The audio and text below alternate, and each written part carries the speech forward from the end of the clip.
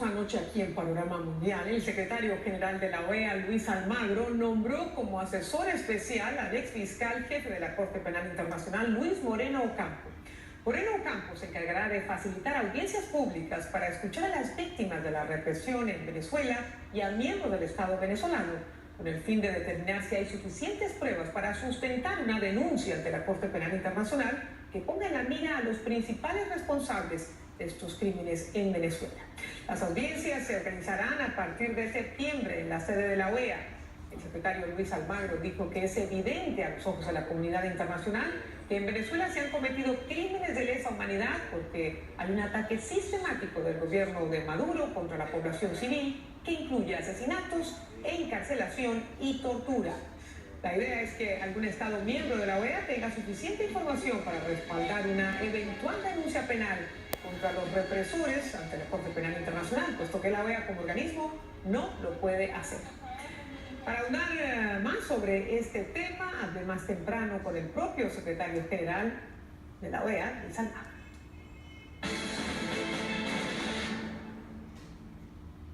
Secretario Almagro, gracias por aceptar esta entrevista. Escuchábamos las declaraciones que usted ofreció más temprano con el exfiscal Luis Moreno Ocampo, hablando de su nombramiento como asesor especial y de la organización de estas audiencias públicas para recabar evidencia y testimonios. ¿Cuál es el propósito de todo este proceso? El propósito es acercarnos a la verdad de lo que está pasando en Venezuela. Usted sabe que el sistema interamericano tiene que ver con la responsabilidad del Estado en la violación de casos de derechos humanos. En el caso de Venezuela hemos visto a través de determinadas denuncias que esto tiene que ver también con la acción específica de una cadena de mando que surge a partir del presidente de la República, que tiene como responsables el ministro del Interior, Guardia Nacional Bolivariana, entre otros, y los actores internacionales del régimen. Entonces, en la sistematización de lo que ocurre en Venezuela, en función de las responsabilidades individuales debidas, en función de un tratado del que Venezuela forma parte, que es el Estatuto de Roma, y obviamente encaminar este proceso en las acciones que nos pueden llevar a tomar medidas institucionales que involucren la dinamización de estos procesos en otros ámbitos como la Corte Penal Internacional, inclusive si eso fuera posible de acuerdo a las conclusiones. ¿Ya hay algún gobierno, algún presidente en específico que ha manifestado su interés en apoyar esta iniciativa de haber méritos, de tener suficientes evidencias para presentar una denuncia penal contra los responsables de supuestos crímenes de lesa humanidad? Mire, sabemos que se han presentado denuncias, sabemos el trabajo de CASLA, específicamente la doctora Tamara Azujo, que definitivamente ha llevado una sistematización muy clara de los casos de presos políticos, de asesinatos y de torturas por el régimen venezolano, que han presentado esos casos también a jefes de gobierno, jefes de Estado y de gobierno de la región.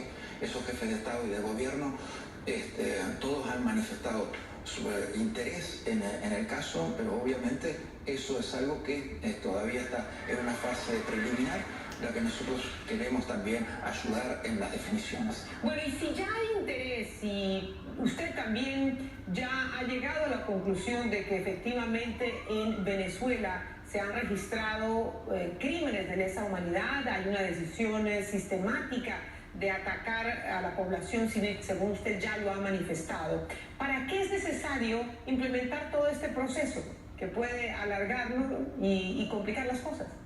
Mire, no es complicar las cosas afirmarse en elementos técnicos fundamentales.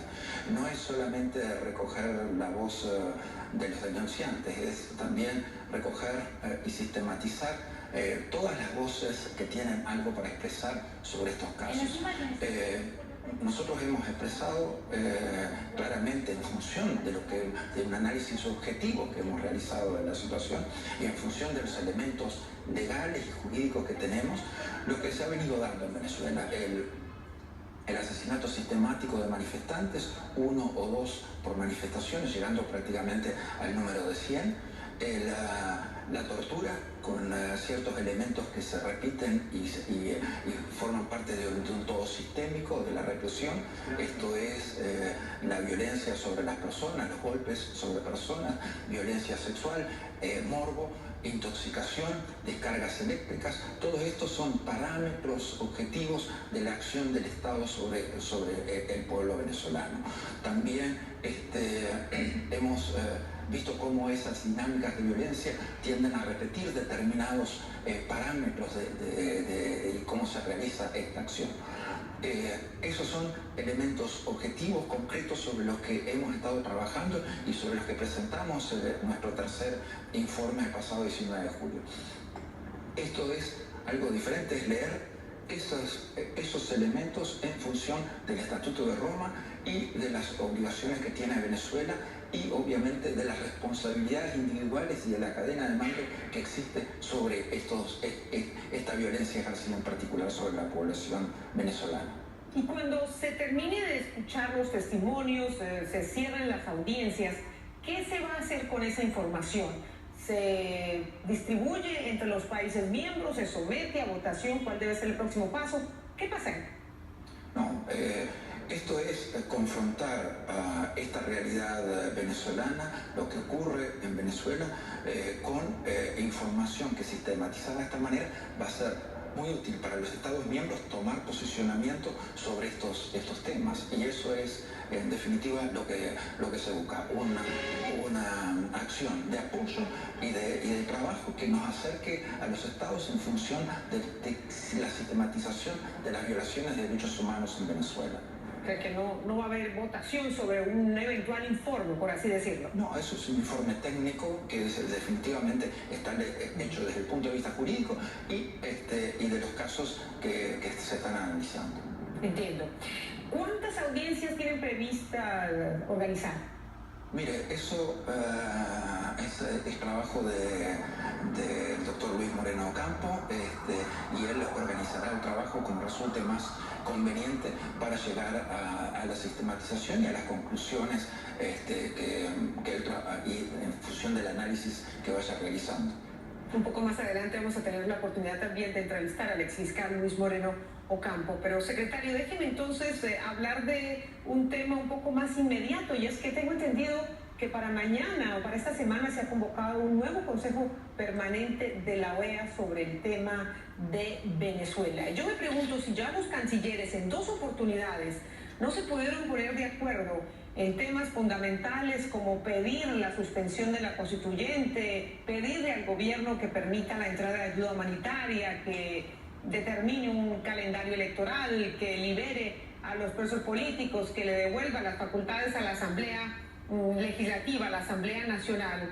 ¿Qué puede pasar diferente no solamente en la reunión de este Consejo Permanente, sino en torno a este proceso para determinar si efectivamente se cometen crímenes de lesa humanidad y si es posible denunciar a los responsables ante la Corte Penal Internacional?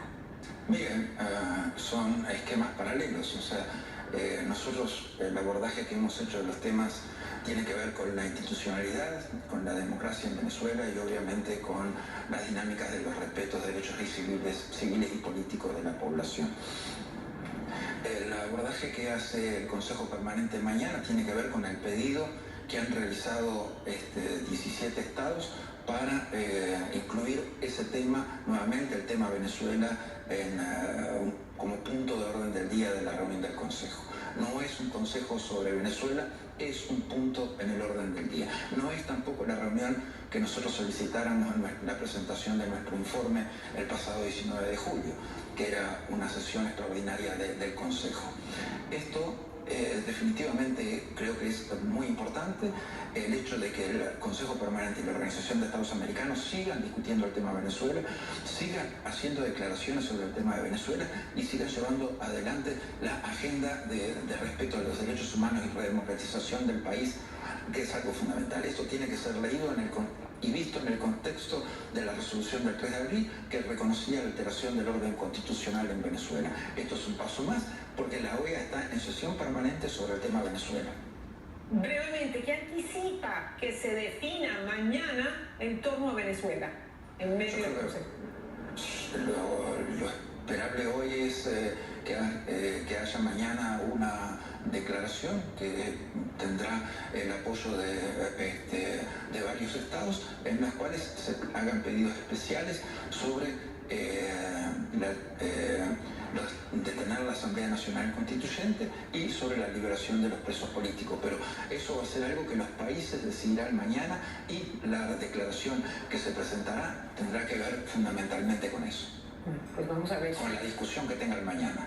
Entiendo. Estaremos atentos y vamos a ver si, se obtienen los votos necesarios para aprobar una declaración, o va a haber, o es una declaración. Mire, yo creo que es una declaración que va a ir firmada por los países. Entiendo. No está previsto que haya una votación, por lo que me han informado hasta ahora, ¿no? Porque las reuniones de coordinación obviamente involucran fundamentalmente a los estados miembros de la organización.